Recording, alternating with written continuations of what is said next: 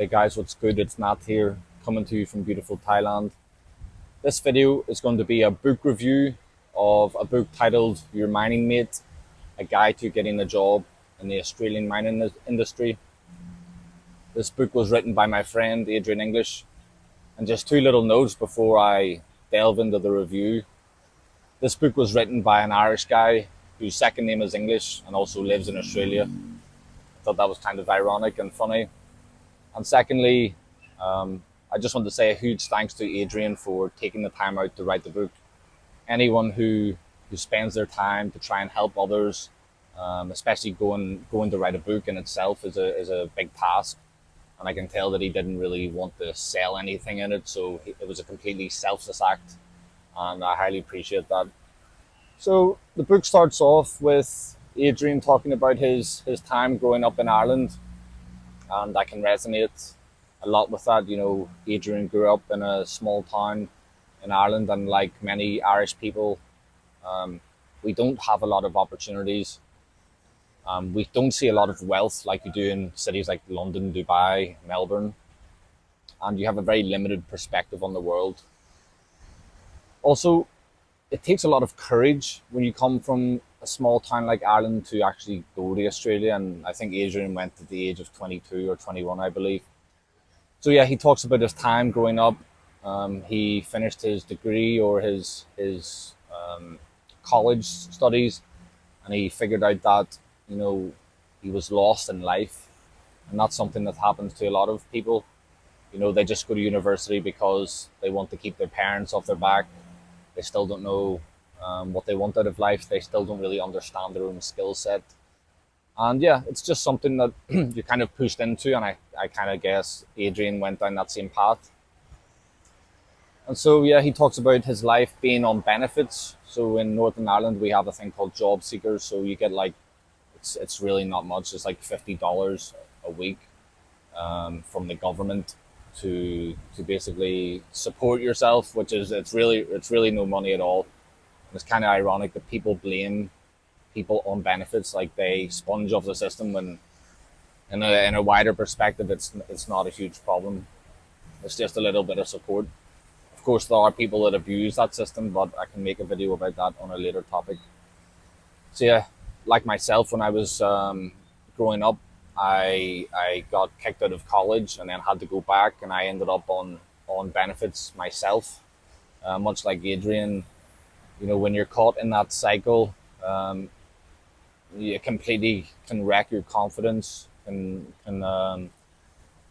just make you kind of wonder what's the even point, what's the point of even living, because being on benefits, if you're someone who has self-respect, and as a man, you want to be able to provide, you want to be able to care for others, being on benefits is kind of shameful, really. And maybe I can resonate with Adrian a bit on that.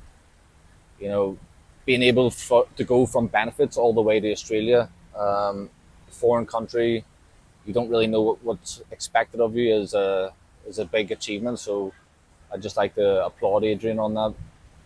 So yeah, he gets to Australia. He doesn't know what he wanted to do. He didn't go with much money. I think he went with $1,000, and he ended up staying in a hostel with a lot of backpackers.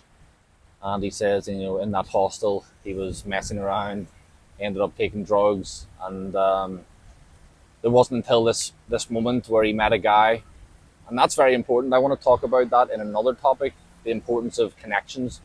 So Adrian met this guy who was in the mining industry, and told Adrian that he needed specific tickets. So a ticket is essentially like a certificate to prove that you have, that you're comfortable working at heights, you're comfortable working in confined spaces, you can operate a forklift, you can operate certain machinery. And in Australia, they're very strict about, if you can actually perform that job. It's not like in countries like India or Thailand even, where you can get away with that. I think out of all the Western countries, even more so, I think Australia is the strictest one. So Adrian had to go and get his tickets, his certificates, and prove that he was able to, that he was qualified enough for the job. But the book, essentially, it just outlines his backstory a little bit, and then into the later half of the book, he tells you the different types of jobs there are in the mines and what type of uh, tickets and certificates are expected of you. So definitely buy his book if you're interested in going to the mines. That's something that I plan to do. And I always think you should have a plan in life. Again, Adrian talks about that in the book. There's a lot of men in the mines who, they're there for 10, 15 years, but, they're maybe not happy. They just originally wanted to go there for 2 years to save up. So if you don't have a plan for your life, you will become part of someone else's plan. That's extremely important to remember. Of course, your plan is not always going to go how you want it. Plans will change. Your desires and ambitions may change over time, but that's fine. As long as you have a solid plan and you know where you want to go, then your life just won't pass you by. And yeah, it's a very interesting book. Although it's a short one, it essentially just covers his backstory, how he got to Australia, the importance of networking. So he met a guy that probably changed his whole path. If Adrian didn't meet that guy, then maybe he didn't work in the mine. So yeah, there's a number of key things I want to pull from that book, and it's having a plan. It's super important. You don't just want to go somewhere and just get washed away by the currents. Essentially, you want to go. You want to have a savings target.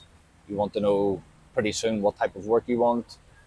And if you watch my channel, you know that I want to live in Thailand in the long term. So this channel is going to be a long-term project, but maybe I have to go and do some other work, which I am. I'm going to the mines to pick up some work. It's possibly going to be 2 years at most, hopefully just one, and that's to just save up some money.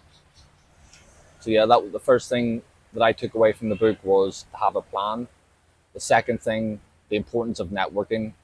And I'm a big believer in that. If I go to a new city or if I go to a new place, I'm always trying to network and connect with people.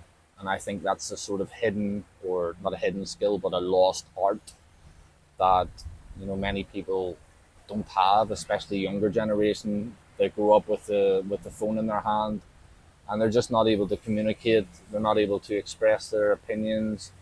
They're socially awkward. And yeah, like I say from that book, the two main things that I took away from that book is have a plan. It doesn't always work out the way you want it to. That's okay. Have a solid plan. Be strategical. And secondly, the importance of networking. And finally, Adrian doesn't talk about this, but take action. You can plan and plan and plan, but if you don't fucking get that flight, if you don't start talking to people, if you don't start putting in the hard work, you're never going to get anywhere. You can be the best planner, you can be the best reader, but you need to have the balls, and you need to be able to take action. So yeah, like I say, if you want to pick up the book, if you're interested in getting into the mining industry, I highly recommend this book. I'll leave a link in the description. Adrian's a top fella. Like I say, highly appreciate that, and much love. This is Nathan Corey checking out. Have a great one.